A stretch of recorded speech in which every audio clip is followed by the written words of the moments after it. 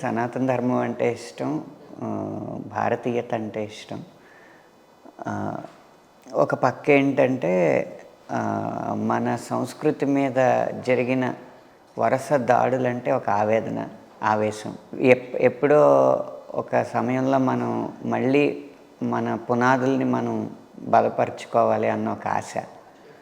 అది 2014 నుంచి ఆ వైపుగా అడుగులు పడుతున్నాయన్న ఒక నమ్మకం. వీటన్నిటి కలగలిపి అంతే. నేను యాక్చువల్లీ వెరీ రీసెంట్లీ రేడియోలో ఇప్పుడు నేను వచ్చినప్పుడు కూడా సాంగ్ వస్తుంది, ఓ ఆడపిల్ల నువ్వు అర్థం కావా. బా, ఏమన్నా పాట సార్ అసలు అది అద్భుతం. అంటే ఒక ఆడపిల్లని అర్థం చేసుకోవడం ఎంత టఫ్ అనేది ఎంత బాగా రాశారు. ఈ ఎక్స్పీరియన్స్ మీకు ఎక్కడిది చెప్పండి. చాలామంది ఆడపిల్లలను చూసాం కదండి. మా నాన్నమ్మ గారు, మా అమ్మమ్మ గారిని ఊహ తెలుసుండగా పెద్దగా మాట్లాడలేదు. నానమ్మ గారు, అమ్మ, అక్క, వదినలు, మరదళ్ళు, భార్యలు కాదు, భార్య, ఇప్పుడు కూతురు, ఇంతమంది ఆడపిల్లలను చూసినప్పుడు అవగాహన వస్తుంది. అసలు ఎంత సున్నితంగానో మన వాడుక భాషలో చాలా హృదయంగా ఒక లైన్ ఉంటుందండి, 10 మంది చూస్తూ ఉంటే అడడే అమాయకంగా, ఒకరైనా లేకపోతే అయ్యయ్యో మరో రకంగా, ఉంటూ నాయదనే తింటూ నా కథనే సందేహంలో పడదొయ్కే. అంటే మీరు ఎంత బాగా మార్చగలరు ఎక్స్ప్రెషన్స్. 10 మంది ఉన్నప్పుడే మళ్ళీ అమాయకంగా ఏం చేయలేమన్నట్టు, ఎవ్వడో లేకపోతే మాత్రం అసలు రూపం, ఆదిపరాశక్తి రూపం చూపించేటట్టు. అమ్మో మా వల్ల కాదు అలా మార్చడం అని చెప్పడం అనమాట. అది వ్యక్తిగతమైన అనుభవమే కాదు, ఆ కథలో ఆ అమ్మాయి క్యారెక్టర్ ఏంటనేది దాన్ని అధ్యయనం చేసి రాసిందన్నమాట. ఆ సినిమా కూడా అండి ఎంత హాయిగా ఉంటుందో, మీ పాటలాగానే చాలా అద్భుతంగా తీర్చిదిద్దారు. అన్ఫార్చునేట్లీ కొన్ని సినిమాలు ఎందుకు ఫ్లాప్ అవుతాయనేది మనకు తెలియదు. అద్భుతమైన మంచి టాక్ తెచ్చుకుంటాయి, చాలా బాగుంది అనేది, బట్ ఎందుకు అది కమర్షియల్గా హిట్ అవుతుంది అనేది కొన్ని మన సినిమా వరకు కమర్షియల్గా కూడా పే చేసింది. బాగానే, అంటే చాలా మంచి సినిమా, చాలా వినోదాత్మకమైన సినిమా, చాలా మంచి సంగీతం. నేను జయక్రిష్, ఆ సంగీత దర్శకుడు, ఆ సినిమాకి జయక్రిష్ అనే అబ్బాయి, అతని కంపోజిషన్స్ చూసి ఎప్పటికైనా మంచి కంపోజర్ అవుతాడు తెలుగుకి అని అప్పుడు అంచనా వేసాను. మంచి సినిమా పడితే, ఇంకా పెద్ద హిట్లు పడితే ఖచ్చితంగా అవుతాడు. ట్రూ అలా. సో అదే పాటలో ఒక కొత్త పదాన్ని కూడా సృష్టించడం జరిగింది. కయ్యారి అన్న పదాన్ని నేను సృష్టించాను అనమాట. అంటే కయ్యాలు పెట్టుకునేది, వయ్యారివా కయ్యారివా,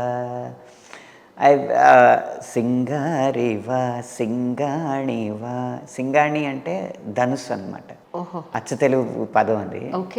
అచ్చ తెలుగు రామాయణంలో ఏదో ఒక లైన్ చదువుతుంటే సింగాణి అని తెలిసి మళ్ళీ దాని డిక్షనరీలో చూస్తే తెలిసిందనమాట. అప్పుడు ఈ ఒక్క పదం మీరు ఒప్పుకుంటే పాటలో ఎన్ని లైన్లు మార్చమన్నా మారుస్తాను అని డైరెక్టర్ని అడిగినప్పుడు. ఓకే, అప్పుడు సింగాణి అంటే అర్థం కాలేదు, కానీ ఏదైనా పరిచయం చేయాలి కదా పదం.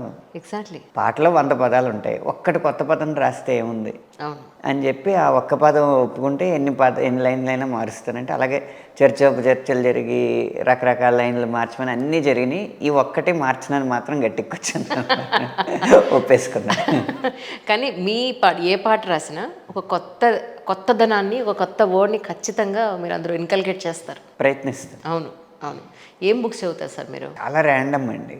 అంటే లిరిక్ రైటింగ్ అనేది ఈ సబ్జెక్ట్ మీద అవగాహన ఉంటే వస్తుంది అని ఏం లేదు, కానీ ప్రతి సబ్జెక్ట్ మీద కనీసం సర్ఫేస్ లెవెల్ అంటారు కదా, ఆ పై స్థాయిలో అయినా లోతులకు వెళ్ళకపోయినా ఎంతో కొంత అవగాహన ఉంటే అలాంటి సన్నివేశాలు ఎదురైనప్పుడు దాన్ని సులువుగా ఎదుర్కోగలం. అందుకని ఒకరోజు మీకు ఆశ్చర్యం, నేను ఒక 10 నెలల క్రితం చదివిన బుక్ ఏంటో తెలుసా?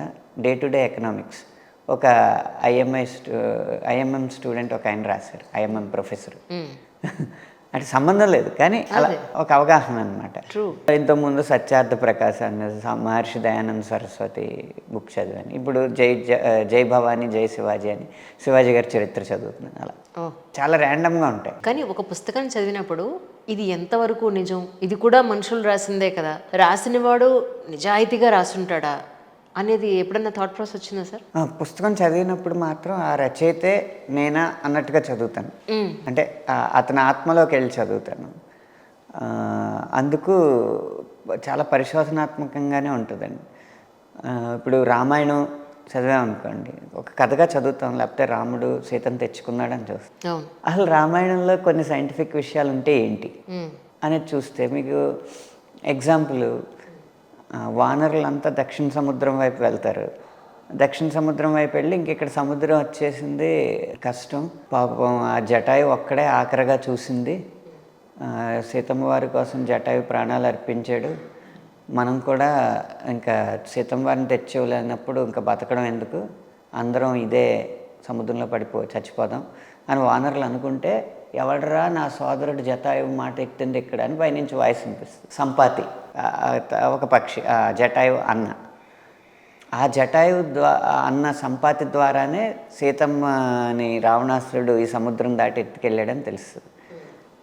మీకు ఇక్కడి నుంచి కనపడట్లేదు, నా చూపుకి ఆ తీక్షణత అంత శక్తి ఉంది కాబట్టి నేను రోజు చూస్తున్నాను, అక్కడ సీతమ్మ వారిని రావణాసురుడు రోజు బలవంత పెడుతున్నాడు, ఆవిడ నిరాకరిస్తుంది, వెళ్ళిపోతున్నాడు, అదే కొన్ని నెలలుగా ఇదే జరుగుతుంది, తంతు నాకు కనపడుతుంది అని చెప్తాడు. అది వాల్మీకి మహర్షికి జువాలజీ మీద ఎంత అవగాహన ఉంటుంటే రాసి ఉంటాడు. జటాయువు సంపాతి ఇవన్నీ పెద్ద పక్షి జాతికి చెందిన డేగలు కదా, గెద్దలో రాబందులో అలాంటివి అయి ఉంటాయి. సో మనం గెద్ద వేటాడడం చూస్తే పైన ఎక్కడి నుంచో కొన్ని వందల అడుగుల పైన ఉంటుంది, ఇలా రౌండ్గా తిరుగుతూ ఉంటుంది, దానికి ఎక్కడో ఒక పొదలో ఉన్న పాము కనిపిస్తుంది అక్కడి నుంచి. అంటే అన్ని వందల అడుగుల దూరం నుంచి ఇంత చిన్న కీటకాన్ని జూమ్ చేసి చూడగలిగే చూపు ఆ గద్దలకు మాత్రమే ఉంటుంది. కరెక్ట్. అంత జువాలజీ వాల్మీకి మహర్షికి తెలియబట్టే 100 యోజనాలు అంటే దాదాపు 30 కిలోమీటర్లు, మొన్న ఒక ఆయన లెక్కేసి కూడా చెప్పారు, 30 కిలోమీటర్ల దూరంలో వస్తువుని సముద్రం అవతల ఉన్న దీవిలో చూడగలుగుతుంది మనుషులకి కనపడదు అది అంతే. ఆ జువాలజీని అక్కడ ఎవరో దేవకన్యను పెట్టేయచ్చు, ఇక్కడ ఎవరో అప్సరస్నో సిద్ధులనో చారణులనో పెట్టేసి మహిమాన్వితమైన పాత్రలను పెట్టి చెప్పచ్చు, నేను అక్కడ ఉంది చూడు, నేను నా దివ్య దృష్టిలో చూశానని. కానీ రామాయణం అనేది చాలా సైంటిఫిక్గా ఉంటుంది అని దాని స్టాండర్డ్స్ని నిరూపించడానికి అక్కడ సంపాతి క్యారెక్టర్కి వచ్చింది. ఇలాగా చదివేటప్పుడు, పుస్తకం చదివేటప్పుడు ఈ దృక్కోణంలో చదువుతూ ఉంటాను. అలా చెప్పుకుంటూ పోతే చాలా ఉంటాయి. వారధి కట్టడం అనేది నేను డిస్కంటిన్యూ చేసినా కానీ సివిల్ ఇంజనీరింగ్ స్టూడెంట్ని కాబట్టి వారధి కట్టడం అనేది సివిల్ ఇంజనీరింగ్ పరంగా ఎంత టెక్నికల్గా కట్టారనేది రామాయణంలో క్లియర్గా రాసుంటారు. ఆ లోడ్ కానీ పైన రోడ్ వేయడం కానీ అది అంత అలా చదివితే మన సాహిత్యంలో చాలా కోణాలు ఉంటాయి. ఈ దృక్కోణంలో చదువుతాం. అలాగే అంటే ఆల్మోస్ట్ మీరు 2005లో ఎంటర్ అయినట్టున్నారు. అవునండి, 2014, 24 అంటే ఆల్మోస్ట్ 19 ఏళ్ళు. 19 ఏళ్ళు. ఒక సంవత్సరం అటులో ఈరా అయిపోతుంది, ఇంకొక 6 నెలలు 20 ఏళ్ళు వేసుకోండి. ఏముందిలేండి, నా ఉద్దేశంలో ఇప్పుడు దాదాపు 1500 దాటి రాశాను పాటలు. 19 ఏళ్ళు. ఇవన్నీ ఈ అంకెలు అనేవి ఏవి కూడా నా దృష్టిలో ఉండవండి. సరదాగా నా పని నేను ఆస్వాదిస్తున్నానా లేదా అంతే. ఇట్స్ గ్రేట్ పాయింట్ అండి. ఎందుకంటే ప్రతి ఒక్కళ్ళు వాళ్ళ జర్నీలో నేను ఎంత ఎదిగాను, ఏం సంపాదించాను, ఈరోజు నేను నా స్టేటస్ ఏంటి, నేనేంటి అనేది బేరీజ్ వేసుకుంటూ ఉంటారు ఇన్ జనరల్. అలా మిమ్మల్ని మీరు బేరీజ్ వేసుకున్నప్పుడు మీరు సాధించింది ఏంటి అని అంటే ఏం చెప్తారు? నేను సాధించింది ఏంటంటే రాసిన ప్రతి పాటని ఆస్వాదించాను. ఒక్కొక్కసారి ఆ పాటలో ఉన్న ద్వేషాన్ని కూడా ఆస్వాదించాను. అంటే పాట మీద నాకు వచ్చిన ద్వేషాన్ని, అవతల దర్శకుడు ఎంతో మంచి వర్షన్ ఇస్తే దాన్ని కాదని ఈ దారిలో రాయిస్తున్నాడు అన్నప్పుడు ఆ ద్వేషాన్ని ఆస్వాదించాను. రాను రాను ఆ ద్వేషాన్ని కూడా జయించడాన్ని ఆస్వాదించాను. పూర్తిగా పాట రాసే ప్రక్రియని అనుక్షణం ఆస్వాదిస్తాను. ఇదే నేను సాధించింది అంతే. స్వాదనే నా సాధన. అంటే మనం చేసే పని మనం ఎంజాయ్ చేస్తూ చేస్తే చాలు, అంటే మనసా వాచా కర్మణ చేస్తే చాలు, ఆటోమేటిక్గా దాని వెనకతలు రావాల్సినవన్నీ వస్తుంటాయి. మన గమనాన్ని మనం ఆస్వాదించాలి, మన గమ్యాన్ని కాదు. రైట్. మన ప్రయత్నాన్ని మనం ఆస్వాదించాలి, మన లక్ష్యాన్ని కాదు. మీరు కూడా ఇక్కడ రాసుకున్నారుగా, trust the process. True true true. Trust the process, not the success.